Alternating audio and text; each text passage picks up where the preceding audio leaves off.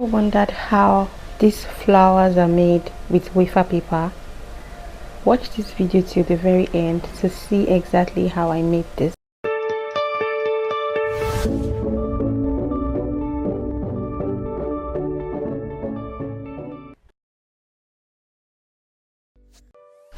Hi my loves, welcome back to my YouTube channel. It's your girl Chef Lami here once again, and you are welcome. If this is your first time coming across my channel, my name is Lami and I post all kinds of baking tutorial, baking recipes, every good stuff to make your baking life easy. Please do not forget to subscribe to my channel and do not forget to share and like this post. Now in today's video I'm going to be teaching you how to make a wafer paper flour. Yes, for this particular video I used a wafer paper. Now one thing you need to note when you're making your wafer paper flour is that your wafer paper has to be the light wafer paper. You can see me folding mine, like bending it and folding it over and over again. I was just trying to show you that please do not go for the hard wafer paper because it will not give you, it easily breaks, so it is not going to give you the kind of flexibility that you need to make your flours. So when you go to the market, tell them you want the light wafer paper flour. Yes, that is the one I used for this video. Then I used this foam cutter. So it is called a foam cutter. It has a round bottom in between. Once you can take pictures, screenshots of this particular video so that when you get to the market you show them exactly what you want. Then I also used round cutters, and then I used water and a painting brush. Round cutters is depending on the size that you want, so whatever size of flour that you want is the size of round cutter you're going to use. So if you want a smaller flour, then you use a smaller cutter. If you want a bigger flour, use a bigger cutter. So this was me just basically using the foam cutter. This is called a foam cutter, to cut out circles from my wafer paper. Please always make sure that your wafer paper is the light one. Don't buy the thick one. The thick one breaks easily. It's not going to give you the flexibility that you really need for this particular tutorial. Now for it down to your cutter, you are going to put a little bit of vegetable oil at the edge of your cutter, exactly where your wafer paper is going to be sitting.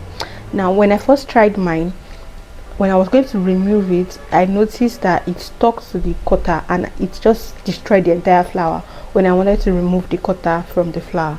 So please don't forget to line, just put a little bit of oil or shortening on the edge, just like you can see where the paper the wafer paper circle is staying, like where it is sitting on. That is the exact place you want to place your shortening or your vegetable oil. Now you're going to get your circles that you have cut out of your wafer paper. You're going to try to locate the middle, and then you're going to use the water and the painting brush to just lightly pour water on it. Then you fold in half, put it on the line of the circle, just like I am doing in this video. Now you're going to continue to do this round and round. You will continue doing this till you get till you fill up the entire circle basically. But it's not like you're going to be putting on top of each other, just like in between. When you do the first layer, then you do it like in between. You put the wafer paper in between the last two layers. So once you notice that you have almost closed up the entire circle in your cookie cutter, you will then take your wafer paper. Now you're no longer going to put the water in the middle like you were doing before.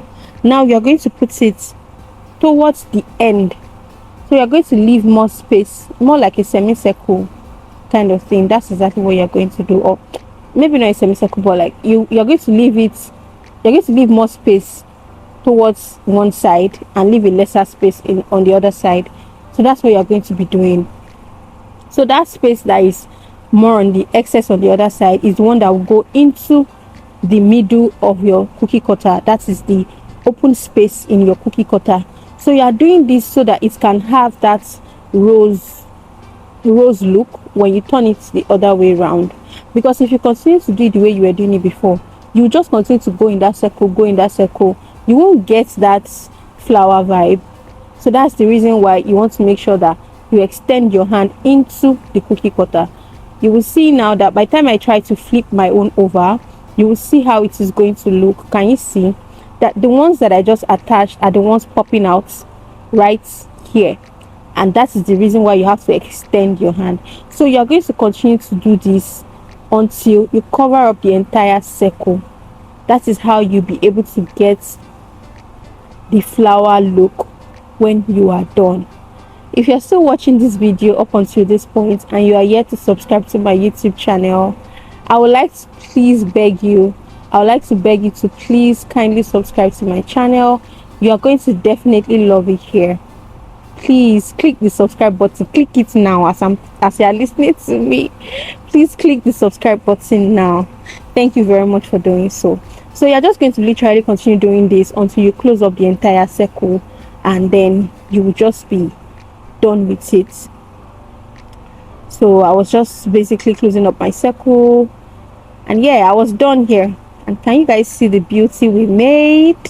Look at how beautiful, how gorgeous this. Can you see exactly how the cookie cutter slid off the flower, like without struggle?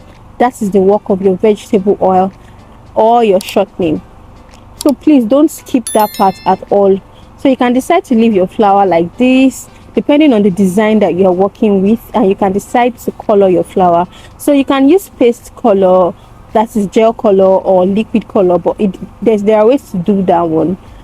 So most of the time I use dust color, that's the powdered color. That's the type I use in this video.